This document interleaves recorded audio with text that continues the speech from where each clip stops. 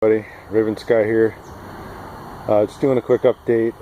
Got down to about 38 degrees last night, and we bought a little heater for the greenhouse using a propane tank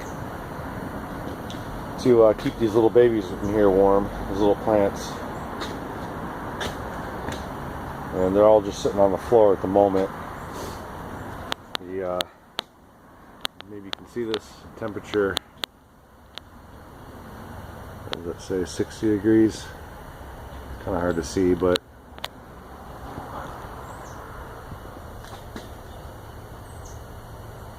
it's about 62 degrees roughly. It's not bad. It's a lot better than being 30. So, okay, the one on the floor is colder. If you can see that. 54. So we got about a, I don't know, 5 to 6 degree difference from being on the floor and being up here, which is a good sign. The plan is, oh, and I bought a little water can too. That was expensive AF. But the plan, and I'm not sure how I'm going to do this yet, but what I want to do is build shelves that go here, run all the way across to the other side, and then this way and this way. And that way we can, I figured we can get about, I don't know, 64, 65 flats in here. And if there's almost 50 plants per flat. I don't know what the math is on that. It's like 50 times 65. It's quite a bit. It's a lot of plants. So that should be good to get us started when we need it anyways. Alright, so that's kind of what went down last night. And of course, I don't have this, you know, there's still air coming in here. You can see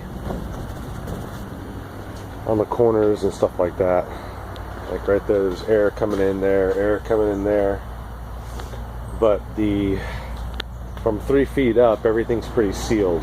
It's just the bottom I don't have really sealed up all that well. There's not really a whole lot I can do about that. But if I can keep it 60 degrees in here, when it gets down into the 50s and 40s and 30s or whatever, then that's pretty good. I'm not going to complain about that. And then we're also assuming that not the oxygen, but what is that? The carbon that comes off from burning the gas burner will also help with the plants, because it'll produce more carbon in the air. So it's just kind of a theory, anyways. It's supposed to work like that, but I don't really know. The door works real well.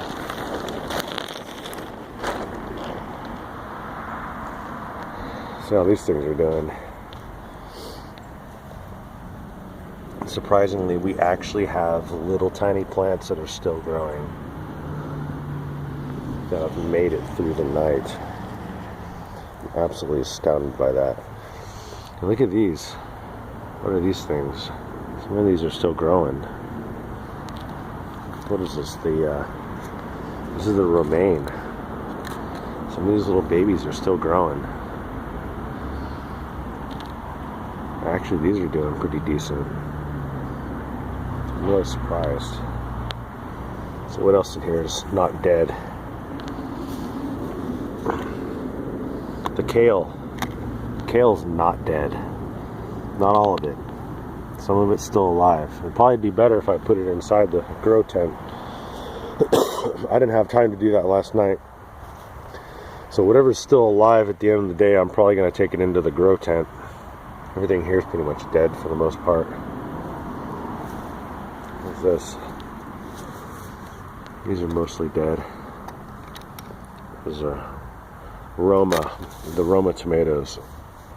Pretty much dead.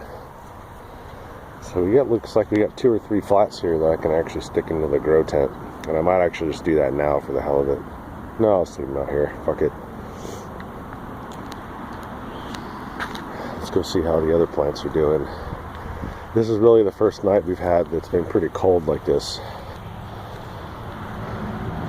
So, shoot, all these plants are doing nice. These are all cold weather plants anyways, they don't care. Still look like they're doing well. Wow, and even that side. That was a side that wasn't growing very well. They're even starting to get bigger. It's like they just take off at one point. Well, today I'm going to have to dust these plants using that neem oil and dish soap. See, so there's like these little fucking damn little worms that I don't know where they are, but there's these little worms that get on there and they eat everything. So I'm going to use the fogger today, probably before I go home. And these are all going to get fogged. See, look at this plant, destroyed. Now, I can't find these things during the day, and the guy told me that the little worms, they bury themselves down in there. They go down in there, but I haven't been able to find them yet. Not too bad though. Looks like we're kind of keeping everything under control for the most part. I haven't had time to do any of the weeding. Like, I just don't have time, and it's not really bothering anything, quite honestly, because I'm giving it so much fertilizer and water. It's like this, the grass isn't exactly going to steal the fertilizer, so I'm not too worried about that, really. So everything looks pretty decent. So I'm not really sure what I'm going to get started on today. I'm going to think about how to build the shelving inside of the grow tent.